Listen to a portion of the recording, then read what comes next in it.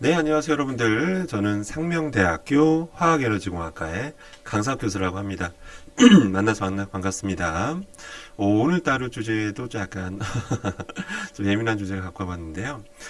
일단은 비만과 당뇨 정말 뭐 심각한 질병으로 좀 부르고 있죠. 특히 당뇨라고 하는 거는 우리나라 사망 원인 5위로 꼽히고 있습니다. 1위가 암이고 2위가 심혈관 질환, 3위가 이제 뇌혈관 질환, 4위가 교통사고, 5위가 이제 당뇨인데 교통사고는 이제 병은 아니잖아요. 그러다 보니까 당뇨를 이제 네 번째로 꼽고 있죠. 일단 비만이라고 하는 거는 뭐 잘 아시는 것처럼 모든 병의 뭐 원인이다. 라고 말을 할 정도로 뭐 이제 하나의 질병으로 다루고 있습니다. 그래서 이제 이런 이제 비만과 당뇨를 앓는 분이 너무 많다 보니까 그들을 위해서 이제 혜성처럼 등장한 게 있죠. 바로 뭐냐면 바로 이제 이런 뭐 제로 콜라라든지 뭐 제로 음료 뭐 이런 인공 감미료가 들어가 있는 어떤 이런 저열량 식품들 이런 것들이 지금 시장 규모가 어마어마하게 큽니다. 굉장히 크고요. 앞으로 점점 커질 겁니다. 지금 워낙에 이제 이런 비만과 당뇨 관련된 이런 질환 앓는 사람이 점점 많아지고 있기 때문에 점점 커질 걸로 보고 있고요. 그래서 일상적으로 좀 많이 쓰이고 있는데 항상 논란도 끊이지 않습니다. 이런 인공 감미료가 정말 논란이 끊이지 않기 때문에 과연 그 논란이 진실인지 아니면 정말 어디까지가 진짜인지 그걸 한번 정리하는 시간을 가져보려고 합니다. 인공 감미료 종류가 굉장히 많고요. 앞으로도 계속 개발될 거예요. 그런데 가장 널리 쓰이는 거 몇 가지만 일단 살펴보고 한번 얘기를 계속 해보려고 합니다. 먼저 아스파탐, 미국 사람들은 아스파테임이라고 그래요. 그런데 그냥 우리나라에서는 그냥 아스파탐이라고 하니까 저도 아스파탐이라고 하겠습니다. 아스파탐이라고 하는 건 보시는 것처럼 화학 구조는 저렇게 생겼고요. 설탕이 200배 단맛이 나요. 그러니까 사실은 아스파탐의 열량은 설탕이랑 비슷합니다. 사실은 비슷해요. 비슷한데 단맛이 200배가 나니까 사용량이 200분의 1이니까 워낙 적게 쓰니까 이제 칼로리가 작게 잡히는 거죠. 그 만드는 거는 일단 뭐 이런 아미노산 종류를 쓰는데요. 아스파티엑시드랑 페닐 알라닌이라고 하는 이런 아미노산을 이용하고 그다음에 메탄올 이용해서 제조를 합니다. 이걸 파악 반응시켜서 만드는 거라 보시면 되고요.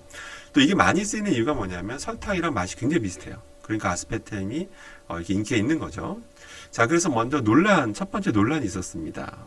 암 논란 이전에 어떤 논란이 있었냐면, 여기 제가 이 성분을 굳이 제가 보여드린 이유가, 대중 강의에서 이런 성분을 갑자기 이런 이런 화학 구조 이런 거 안 보여드리려고 하거든요. 왜냐면 이런 거 보여드리면 일단 흥미를 잃어버리시기 때문에. 근데 오늘 조금 필요한 것 같아서 좀 공개를 하겠습니다. 이 페닐알라닌 성분이 좀 논란이 됐었어요. 일단 아스파탐 우리 몸에 들어가면 이제 분해가 된단 말이에요. 분해가 안 되는 인공감미료가 아니라 분해가 돼요.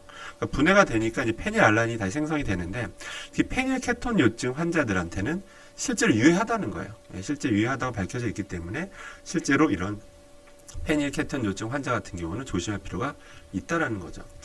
그 다음 문제의 논란이 이제 그 다음 큰 논란이 뭐였냐면 바로 메탄올 논란입니다. 메탄올 논란.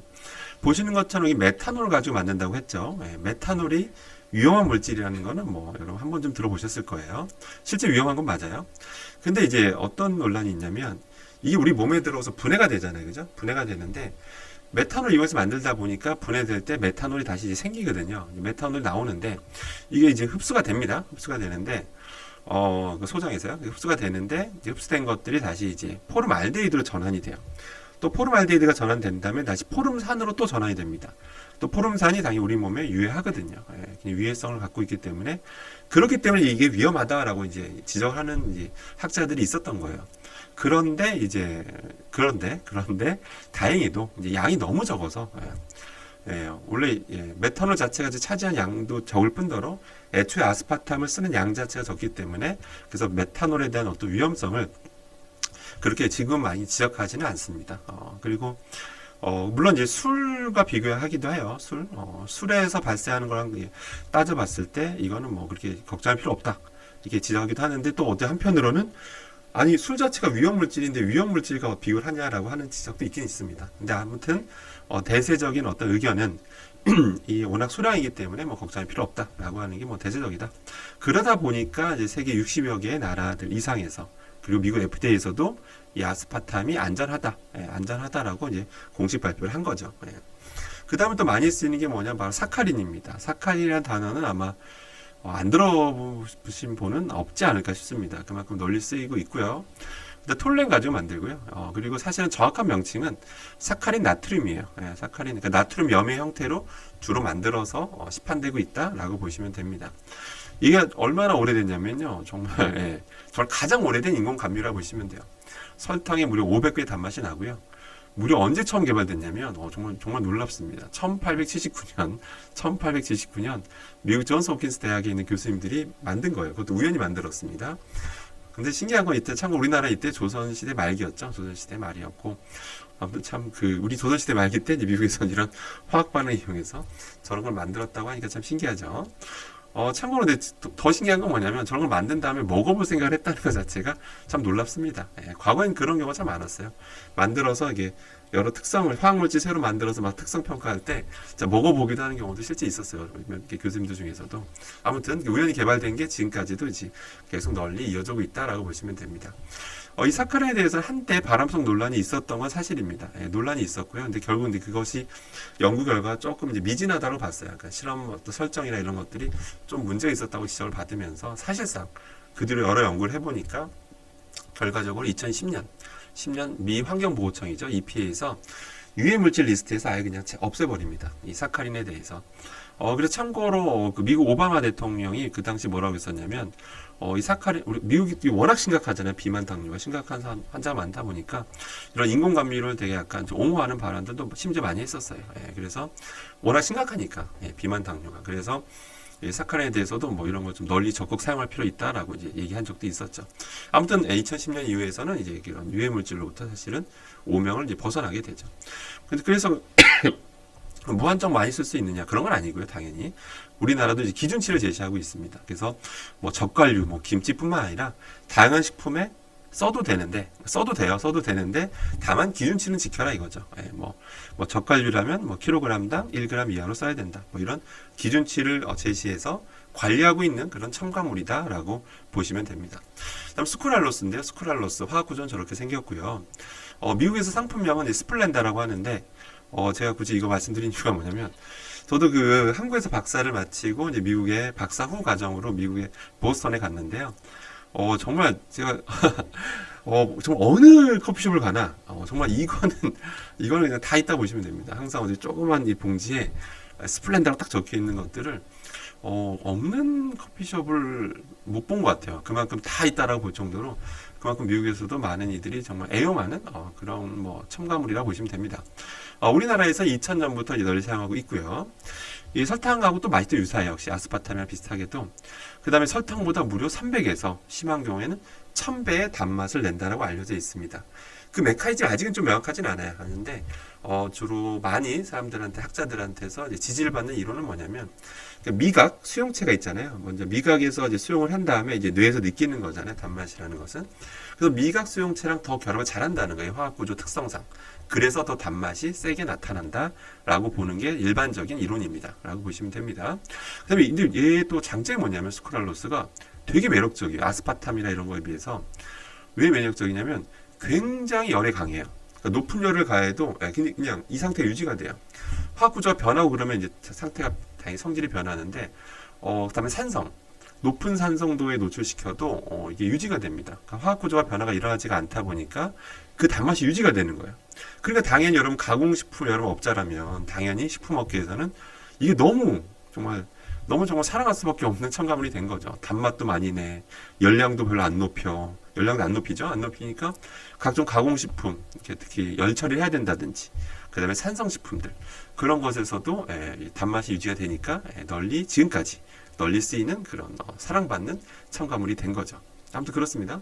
자, 그런데 여기까지는 뭐 그냥 설명드린 거고요. 지금까지는 뭐 별 얘기 없죠. 그럼 논란의 역사를 한번 살펴보도록 하겠습니다. 일단 뭐 논란이 되는 논문 너무 많아서 이거 제가 다 그거 소개해드릴 수는 없고요. 아주 대표적인 거, 정말 세계를 떠들썩하게 만들었던 거, 대표적인 것만 좀 설명드리겠습니다. 먼저 2017년인데요. 이 저널에서 어떤 논문이 발표가 됐는데 캐나다 메디컬 어소시에이션 저널이라고 나름 저명한 저널입니다. 예, 저명한 저널이고요. 이 논문을 한번 살펴보겠습니다. 짧게만 요약드리면 캐나다 그 매니토바 대학이었고요. 여기서 어떤 논문이었냐면 기존에 여러 연구 결과들이 있죠. 그 결과들을 이제 다 분석해 본 거예요. 연구를 하는 게 조금씩 나오는 것들 있잖아요. 이제 그거를 논문들을 다 정리해서 이제 분석 평가한 겁니다. 그래서 결론을 나름 내린 거예요. 그게 뭐냐면 결국 우리가 알고 있는 인공감미료가 칼로리가 뭐 안 잡히거나 거의 없잖아요. 낮은데 그러면 체중이 감량돼야 되잖아요. 근데 체중 감량이 결국 도움이 안 된다. 오히려 체중 증가를 유발한다. 그래서 심지어 장기적으로 봤을 때는 당뇨, 고혈압, 뭐 뇌졸중, 심장질환 위험 가능성을 높일 수도 있다. 그러니까 뭐 한마디로 별 의미 없다. 이거 쓸 필요도 없다. 오히려 위험할 수도 있다라고 이제 경고를 합니다. 심지어. 근데 그러면서 이제 마지막에 좀 훈훈하게 좀 마무리를 해요. 어떻게 하냐면 아직은 지금 장단기 어떤 장점 위험을 지금 완전히 딱 결론 지을 수는 없다라고 해요. 네. 예, 왜냐면 2017년까지 이제 어떤 나온 자료를 정리한 거니까 추후에 또 많은 연구가 필요하다. 더 많은 연구가 쌓여야 좀 결론 내릴 수 있을 거다라고 이제 훈훈하게 마무리를 짓니다. 그래서 무조건 먹지 말라 이 뜻은 아니었습니다. 여기 이 논문에서도 다만 이제 무분별한 섭취는 좀 경계하자라고 일단 경고는 해요. 예, 앞으로 어떤 일이 벌어질지 모르니까. 예, 그래서 무조건 물 대신 무조건 먹어야 되는 예, 물보다 더 훌륭한 제로 칼로리 음료수라고 볼 수는 없다라고 이제 하는 거죠. 근데 그런 결과가 나와서 한번 전 세계를 떠들썩하게 만들었었습니다. 그 다음에 2020년 3월입니다. 3월에 또 어떤 큰 사건이 일어나냐면 프랑스입니다. 프랑스에서 어떤 일이 있었냐면 국립보건의학연구소와 이제 소르본 파리노르드 대학에서 어떤 또 결과를 발표를 해요. 뭐라 발표하냐면 프랑스 성인을 대상으로 한 10만 명 정도 이제 조사를 한 거예요. 조사를 해서 인공감미료 이제 섭취 연구를 했는데요. 이들의 식습관을 무려 7년간 추적 조사를 합니다.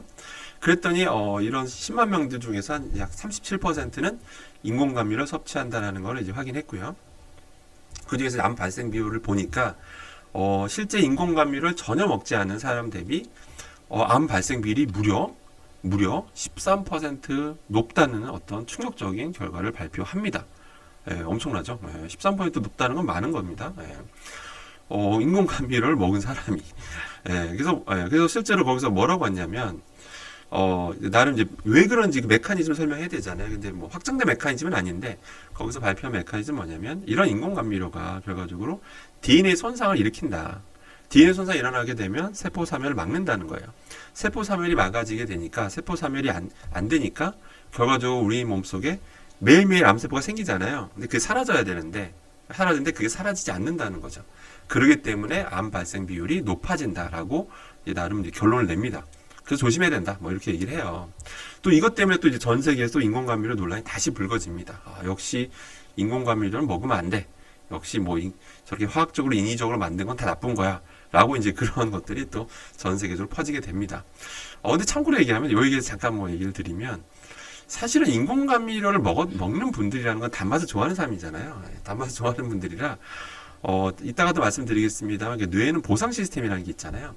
그 단맛이라고 하는 거 한번 그 단맛에 딱 접하게 되면 그 단맛을 계속 그 해당하는 단맛만큼 계속 찾게 돼요. 계속 찾게 되는 거죠. 그러니까 이렇게 인공감미를 즐겨 드신다는 건 평소에 당 섭취, 딱 그 외에 여러 가지 당 섭취들이 상대적으로 많을 수밖에 없었다는 거죠. 그래서 그로 인한 효과도 같이 봤어야 되는데 단순히 인공감미료가 마치 암을 뭐 더 일으키는 것처럼 예고가 돼서 이제 그거에 대해서 언론 좀 여러 가지 설왕설래가 있었던 것도 사실입니다. 아무튼 그래서 여기 잠깐 부연 설명드린 거고요. 그다음에 논란의 역사입니다. 아무튼 이렇게 논란이 또 일어나는 또 한편으로는 이제 인공감미료 지지자들은 또 이 연구 결과를 또 많이 인용을 합니다. 바로 이제 역시 그 자마 네트워크 오픈 저널인데요. 이것도 되게 저명 저널입니다, 여러분들. 저명 저널인데 역시 마찬가지 수많은 연구진들이 역시 그동안 나왔던 수많은 자료를 이제 종합적으로 분석을 해요. 분석했더니 딱히 명확히 해롭다는 증거는 찾을 수는 없다. 인공감미료에 대해서. 오히려 체중 관련된 거 있잖아요. 체중이나 어떤 심장질환 관련해서도 뭐 엄청난 개선까지는 아니지만 약간의 개선은 있는 것도 사실이다라고 이제 정리를 해요. 그래서 여기서 어떻게 제안을 하냐면 뭐 당뇨병 환자라든지 뭐 당뇨 위험군 환자들이 있는 어떤 뭐 과체중 또는 이제 비만 성인에 대해서 이런 사람들에 대해서는 분명 설탕이 막 많이 들어가 있는 음료수 이런 것들에 비해서는 이런 인공감미료가 들어간 음료수가 하나 뭐 일정 기간 동안은 하나의 뭐 대체 전략이 될 수 있지 않냐라고 이제 제안을 합니다. 그러니까 마냥 나쁘다고 보지 말고 충분히 이렇게 조금의 개선 효과도 있으니까 오히려 적당하게 이제 뭐 의료진들이 판단하에 뭐 충분히 쓸 수도 있지 않냐라고 이렇게 이제 제안을 하기도 합니다. 예, 그래서 주로 이제 인공감미료 지지자들은 저도 요 얘기를 이 자료를 많이 활용한다는 거 참고하시면 되고요. 하지만 또 역시 계속 끊임없이 또 나와요. 뭐냐면 또 어떤 연구 결과를 보면 뭐 장내 박테리아 같은 이런 박테리아도 유익균이 있잖아요. 유익균도 여러분 우리 몸에는 이제 유익균과 유해균과 중간균이 있는데 유해균을 없앤다. 유해균을 없애기 때문에 결과적으로 소화장애를 유발한다. 뭐 그런 연구 결과도 있습니다, 실제로. 그 다음에 어떤 연구 결과는 혈당을 직접 높이진 않는다. 그건 팩트다. 실제 높이진 않아요. 혈당 직접 높이진 않지만 시간이 지나면 결과적으로는 오히려 혈당 조절을 방해하는 그런 결과도 있다라고 이제 연구가 된 바 있습니다. 그러니까 이런 식으로 계속 논란의 역사는 계속 지금 이 순간에도 계속 진행이 되고 있다라고 보시면 돼요.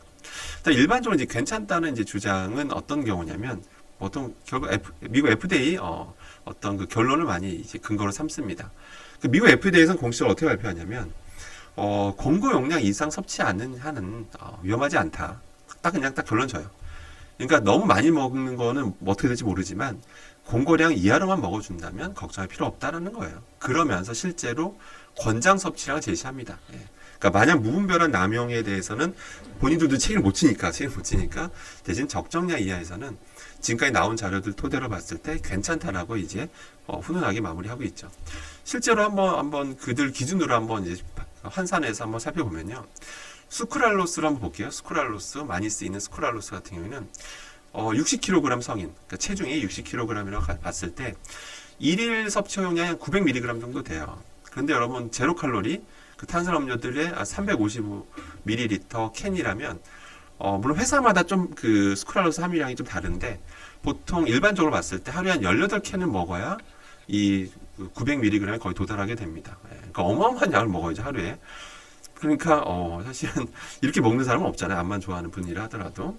그 다음에 이제 아스파탐 경우에도 똑같은 기준으로 하루에 똑같은 성인 기준으로 2,400mg 이를 이제 먹어야 되는데 이게 또 이런 그 355ml 캔 기준으로 회사마다 다르지만 약 40캔 이상 41캔 정도 먹어줘야 도달할 수 있는 양이기 때문에 그러기 때문에 이렇게 먹는 사람 없지 않느냐. 그렇기 때문에 평소에 그렇게 걱정할 필요 없고 다만 아무튼 권장 섭취량 이걸 꼭 지켜야 된다. 권장 섭취량 이렇게 이제 훈훈하게 제안을 하고 있습니다.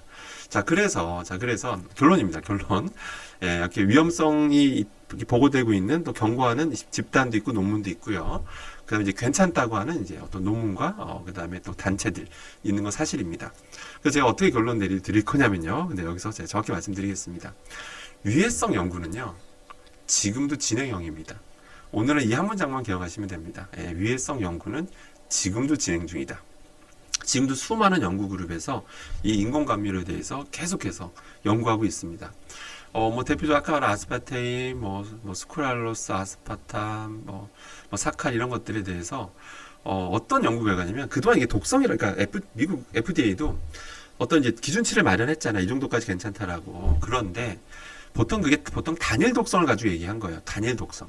그러니까 단일 독성이 뭐냐면 우리가 어떤 이제 그 동물 실험을 하잖아요. 동물 실험을 하는데 어떤 아스파탐을 A라고 할게요. 아스파탐을 가지고 이제 뭐 과량 먹여보는 거예요. 과량 먹이면서 이제 이런 그 동물 내에서 일어난 변화를 관찰하면서 독성을 평가하는 거거든요. 그걸 가지고 나름 이제 생긴 기준치라고 보시면 돼요. 근데 문제는 뭐냐면 왜 아직도 연구할 게 많이 남았냐면 아직 다양한 경우의 수, 다양한 복합 독성에 대해서는 다 연구된 바가 없습니다. 다 연구된 게 아니에요. 여러분 그동안 이 역사 오래됐으니까 뭐 다 됐을 거라 생각하시는데 그렇지가 않습니다. 사실은. 그러니까 무슨 얘기 좀 더 설명드리면 여러분들 이거 자체로 먹지는 않거든요. 뭐 이런 성분들을 그냥 자체로 먹는 게 아니라 어떤 음식에 첨가하잖아요. 그죠? 음식에 첨가하죠.